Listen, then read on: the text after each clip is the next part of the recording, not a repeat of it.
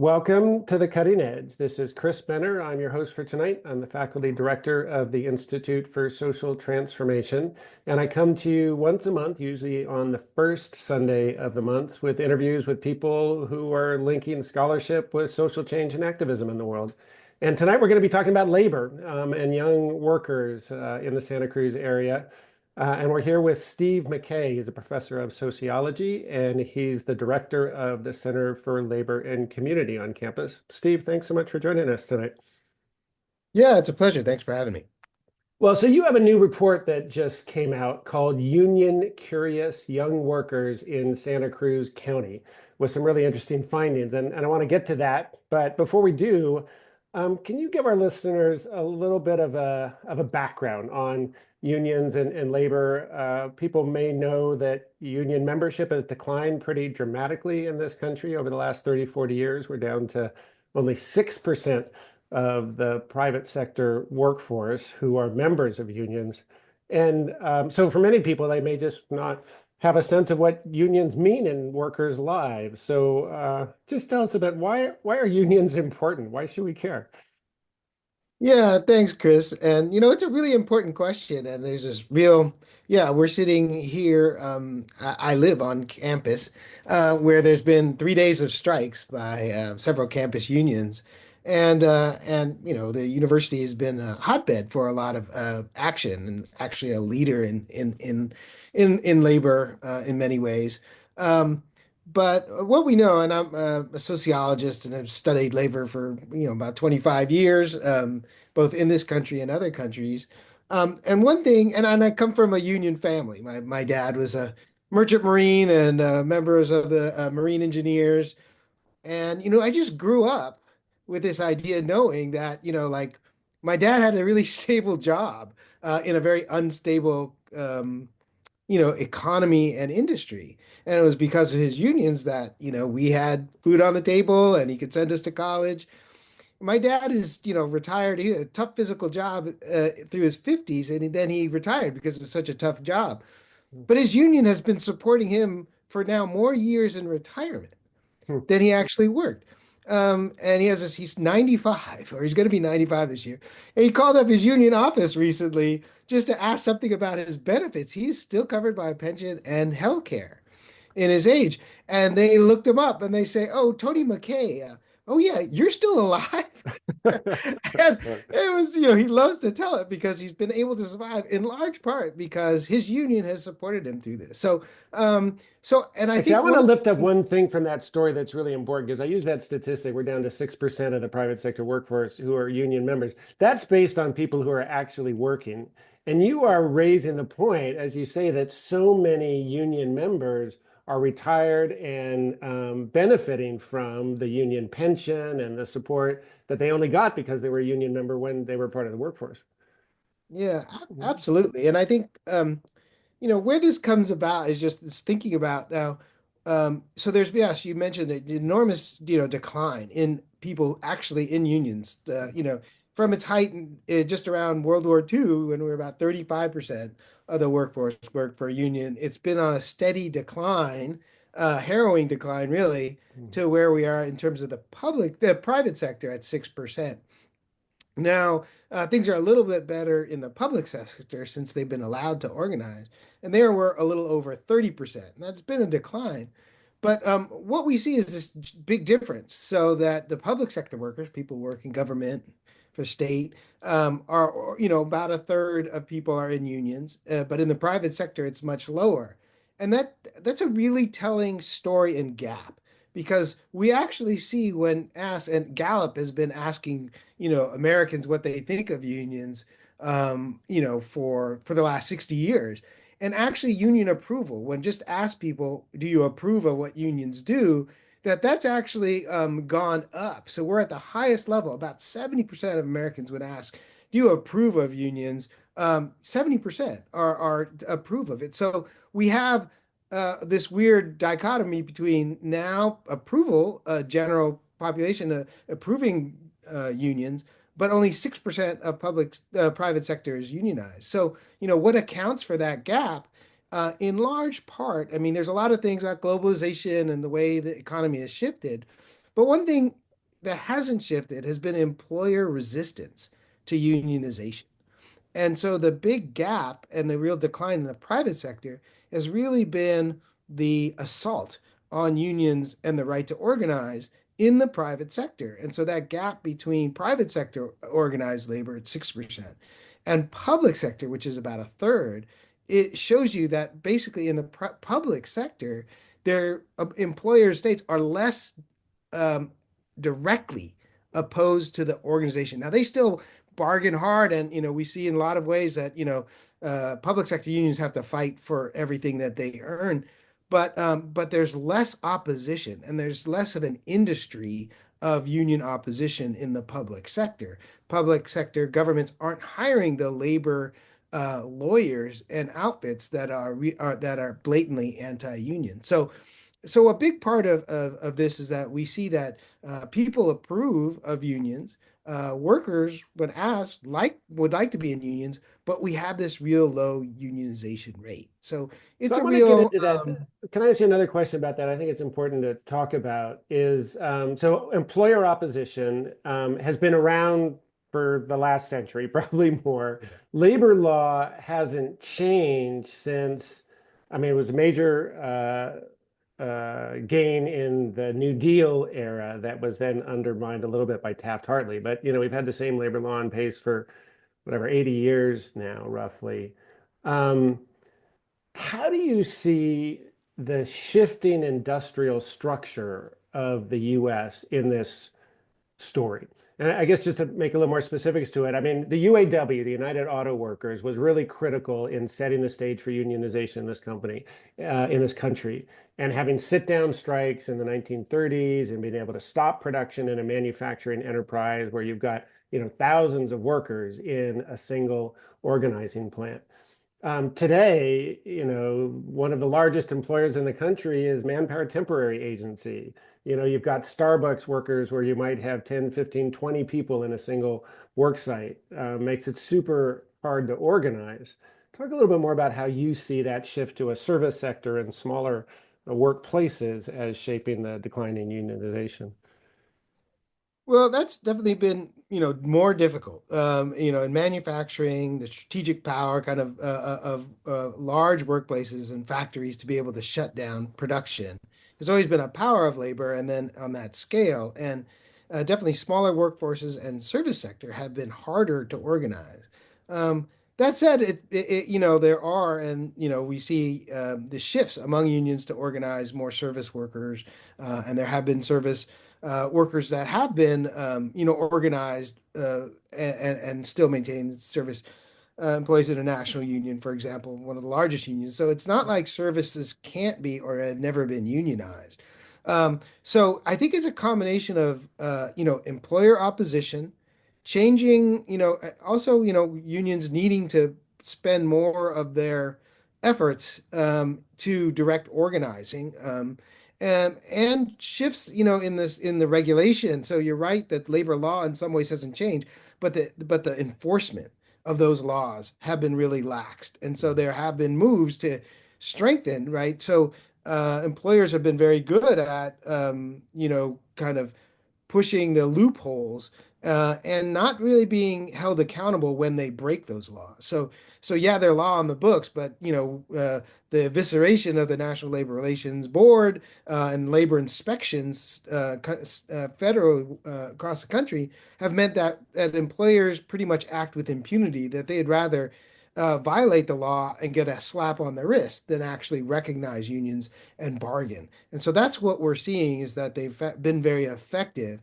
And that's why you see then a lot of the movement around some of the most innovative organizing came out of the immigration movement in 2006 and others. Right, it has been in organizing workers, but not always into unions, because a lot of organizers see labor law and labor elections as being sort of so tilted to the employer's side that they're really hard to win. So that's one of the things. And I mean, it's still really important. And fighting in the workplace is central for workers to gain better lives. But it's also, they've seen that needing to move outside the workplace and sometimes outside the formal bargaining in order to win some of these. And some of the most exciting things, like the Chicago Teachers Union and the LA teachers and others, have moved bargaining not just about workplace, but about their community, really kind of public good negotiating, what they talk about, to see it and connect, because labor also needs to connect to all these other forces and groups that are organizing in many ways outside the workplace. But workers, they're not, once they leave, they're not severed as but actually part of larger communities. And it's about connecting and rather than severing, but actually connecting workers and their communities where likely the next fights are going to be won. If you're just tuning in, this is The Cutting Edge on KSQD. We're talking to Steve McKay, Director of the Center for Labor and Community at UC Santa Cruz, about the newly released report, Union Curious Young Workers in Santa Cruz County. Well, and I really appreciate that point you're raising about organizing tactics have shifted, and the need to really be broader community partnerships, community alliances, and also in the broader public sphere.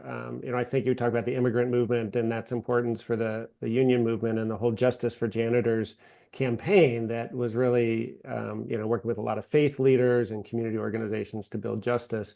And I want to transition with that to talk a little more specifically about Santa Cruz and our context here. And part of why I was asking about sort of the industrial shifts is we have quite a contrast here of, large public sector employment. And you mentioned the unions that represent workers on our campus. And we're the only campus where faculty actually have bargaining rights through our Santa Cruz Faculty Association with our administration.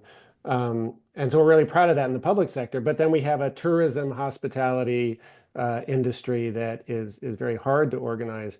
And yet Santa Cruz was one of the first places where Starbucks workers were able to unionize. And that was a national campaign. We're trying to work with the media to target Starbucks, very visible firm, made a huge difference. So tell us a little bit more about how you see the strength of the union movement and union organizing in the broader Monterey Bay, but particularly in Santa Cruz. What do we see as signs of hope here? Yeah, I mean, so we have, and our Center for Labor and Community has done a lot of work. We work very closely with the Monterey Bay Central Labor Council and the, participant unions in that. Um, and so, we exist to kind of work with and help do the research to kind of figure out, why is it so difficult to organize? What is the character of the economy? And better understand the landscape along with our, community and union partners. And in that sense, kind of analyzing or looking at what's the industries and the workforce in Santa Cruz and where might there be opportunities to organize. So you're right. So, our big employers and industrial sectors are really in services, in education, public sector, and agriculture. Um, and so it can be difficult to organize, in some ways, but in other ways, there are real potentials to organize. And so we see that particularly with young people. And I think one of the things and why we ended up focusing our latest study called the Young Workers, kind of study, is connected to a statewide effort to study young people. We're working Professor Veronica Tariquez at UCLA, the Chicano Studies Research Center, who's been conducting a statewide study of 18 to 34-year-olds on a range of topics, including work, but also education and civic engagement. And for our portion to look at this, we want to focus on all those topics, but also look at what are young people's attitudes toward unions. And this comes out of that same puzzle we started with, that approval ratings are high for unions, right? And for young people, national studies of folks under 30, that actually approval ratings for overall, just generally for unions, are highest among young people. So even, higher approval ratings generally than their older counterparts, their parents and such. But the other thing is that when we ask more specifically the question, if there were an election held at your workplace today, and would you join the union? Now there, it goes down, and it's about 40% of people will say yes, they would vote for a union. Um, so, but the one of the biggest groups, another 40% or so of people say, I don't know. Um, and young people, they have both the highest approval rating, but also the highest percentage of I don't know. So they're the least likely to oppose outright unions. They approve unions, but they also maybe ambivalent or they don't know enough about unions. So that's why we call them the union curious, that big 35 to 40% of young people that say, well, I kind of think unions are okay, but I don't know if I would And, join. and can I ask you a question about that question? Because that's what one of the things I found particularly innovative about this study is that I had not seen other studies specifically asking that question about union curious. Did you come up with that idea? Have you seen it in other places? What's the Yeah, origin of no, that? we saw, well, there was a study a few years ago, pretty recently on some of this topics statewide, and it was a survey that was looking at this idea of sort of, the difference between these two, and then in further detail, since the Economic Policy Institute wrote a relatively recent article going through this study. And and so some folks from MIT and others, Thomas Kocan and others who Mhm. had done this survey and kind of found this kind of union curious. So we were curious whether this Mhm. held in our area. But the other thing that was really is because it was a survey, they couldn't really get at why, Right. like why they have this big gap. And so part of ours was to do a survey. So we talked to 2,200 people in just Santa Cruz County, right? So a lot. And our projects involve undergraduates and working with several unions, Cabrillo College, and Cabrillo students, our UCSC students, went out and covered the whole county and got a huge sample, of young people in the county. So we have rigorous data, and we actually have a representative sample of Cabrillo College students for this. And so with that data, we looked at it, and sure enough, we found very similar findings as the national findings. And in fact, we had slightly higher where the national findings that young people were about 40% were pro-union, would say yes to voting for a union. We found 44% of young people under 34, 18 to 34, yes. And 19% said they wouldn't, they'd vote no.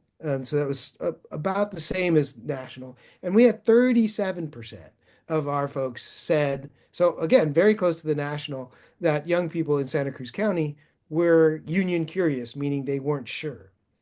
And so we wanted to look at this, and this held across various industries that we found. And it was interesting that tourism, so one of our biggest ones, that had one of the highest, 50% said, I don't know. So And can I like flag one other thing about tourism that I found really interesting? It was so the highest percent of union curious and the lowest percent of people who were no union, right? that's right. And so, those who are clearly yes union, somewhat low in that sector, but a huge union curious and very few opposed to it. So that seems to provide some hope for unionization in the tourism sector. How can this information be useful for unions trying to organize in that sector? Well, I think this is, and partly again, we saw this. The other things in our study that included this was, civic engagement, how engaged people were, and it's interesting that they had a fairly high level of engagement, like in high school, in terms of being involved and things like that. But young people often, once they leave high school, lack kind of ways to channel that engagement. That there's 50% drop off in the amount of engagement they had. Things like, are you part of a community organization in your community? Do you participate in, like, after school programs or, kind of extracurriculars? So we found that young people want to get involved, but they often don't have a channel. And so that was a curious also thing seeing. And so so yeah, so tourism, we saw this huge area, and so one of the things we did is we in the last 6 months we've been interviewing people. We're now about 50 interviews in to young people who specifically answered, I don't know, that we wanted to track sort of, well, why was that? And that's been fascinating to get at. And what we're finding, and it's still preliminary, but is that people just don't, they lack information about unions is one of the biggest things. And so again, like I grew up in a union household, so it was not hard. Talk to people now, and because only 6% of people now are unionized, when I talk to my students, when we talk to people out there, like, yeah, how many people are from a union household? That used to be like half my students.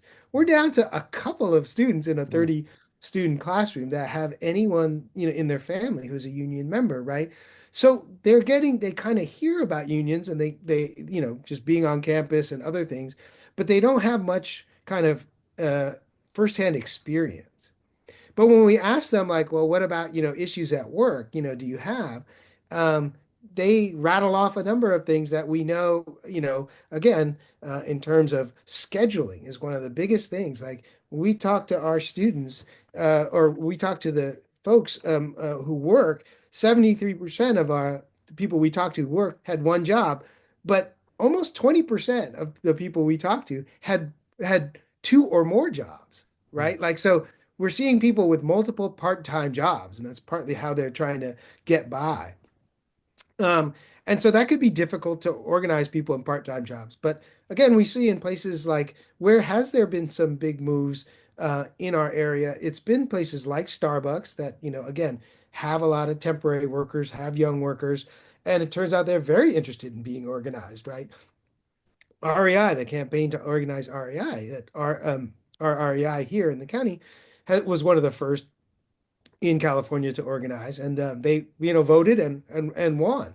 They're still waiting. They're still fighting REI to get a first contract, Mhm. just like the Starbucks workers. So we're seeing that employer resistance, particularly in getting a first contract. But what we found when talking to people was that they approved often of unions in general. Sometimes they said, well, I work in a very small place or I'm only part-time, so I don't know how I would benefit from a union. Or my friends and I talk about it, but like, how do you start a union? Like, it was inconceivable. It's like, how do you start a university? Like, for them, it's this big old institution. It's not something that could be like they could actually do. And so, you know, part of our takeaway and our lesson was really like there needs to be a lot more just union education. And this is to people just generally, but particularly to, people in the young people who are working about, well, what are their rights Mhm. at work and what are their rights to organize and what are some possible ways to, to organize? Because a lot of them, like, I don't even know who I'd go to if I wanted to organize. Right. Like, is it based on my, occupation? Is it based on my industry? Like, people don't know the first step. So I think this is a challenge to the union movement. To, they have a lot of people out there who are potential members and who are very sympathetic, but don't know step one. Yeah. And I think that would be a big step toward, kind of building the union movement is simply education. You talked a bit about some of the ongoing work you're doing, moving beyond the survey to do more in-depth interviews. And I wanted to ask you one thing that's not in the survey, and whether, or at least in the published part so far, is about demographics, and how that relates to union interest or union membership. We know from some of the national data that unionization rates in the African American population are higher than the non-Hispanic white population, but a little lower in the Latino population. And then there's gender differences as well. And I'm just curious if you're able to see anything from your data about those kind of demographic differences in interest in unionization. Well, not yet. I mean, I think, we are parsing some of that data. We did get, we weighted our sample to kind of match the demographics. So we have in our survey in raw numbers, about 50% identified as Latinx or Latino. Mhm. So it's similar to our working population. But it's interesting, big split North-South County versus South County. So we're picking up some of those trends. But one of the things we overall that's been difficult, for example, to organize in the agricultural sector is that we do have we have a large portion of workers who are undocumented or in mixed status families.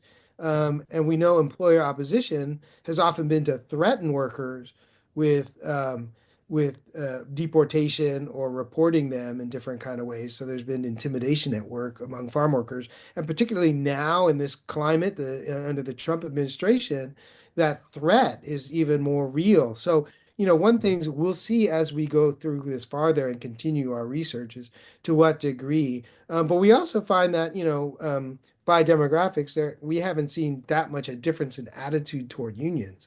But that could be potentially difficult things. But I think that's where our Labor Council has been very good. They do, make sure that all their information is, published in English and Spanish. They've been sponsoring various immigrant rights and efforts in the county, and at our unions have been good at integrating community organizations that support kind of indigenous and immigrant workers generally, to be part of a larger labor movement, organized or unorganized. Right. So I think that's where the kind of labor and community partnerships are really, really valuable. And we see actually our Central Labor Council been at the forefront of including non-unions in their labor council, which is unusual, but particularly important in our area. So we only have about a minute left, but I'd love to hear you talk a little bit more about the overall Young Worker Project and what people could expect. This is the first report coming out of that survey and the work that you're doing. What's coming up in the future? Yeah, so as we mentioned, we have a couple of different sections. So there's also, some reports about issues around housing that we want to report on, experience with housing, about civic engagement in terms of thinking about what our young people want to do, where do they want to do, and what are obstacles to being able to do that. And and so we're kind of collating all this data. We're hoping in early May, we think about May 13th, we're going to have a big public event to share the data. And this is we want to bring unions and groups that organize and work with young people generally, and others to an event.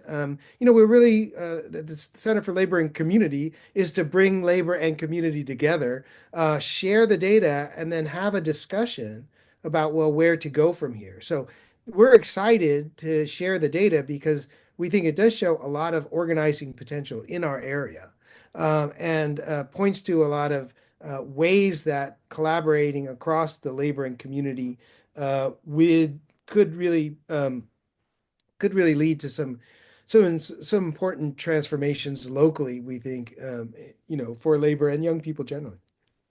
Well, I think that's probably all we have time for today. Congratulations again on the report, Steve. And your co-authors include Veronica Hamilton and Miriam Greenberg here from UCSC, and also Veronica Tariquez and Stephen Carmona Mora from UCLA, partnership with the Chicano Studies Research Center, as you mentioned. And people are interested in more information, please go to the Center for Labor and Communities website. It's labor.ucsc.edu. You've been listening to The Cutting Edge on KSQD 90.7.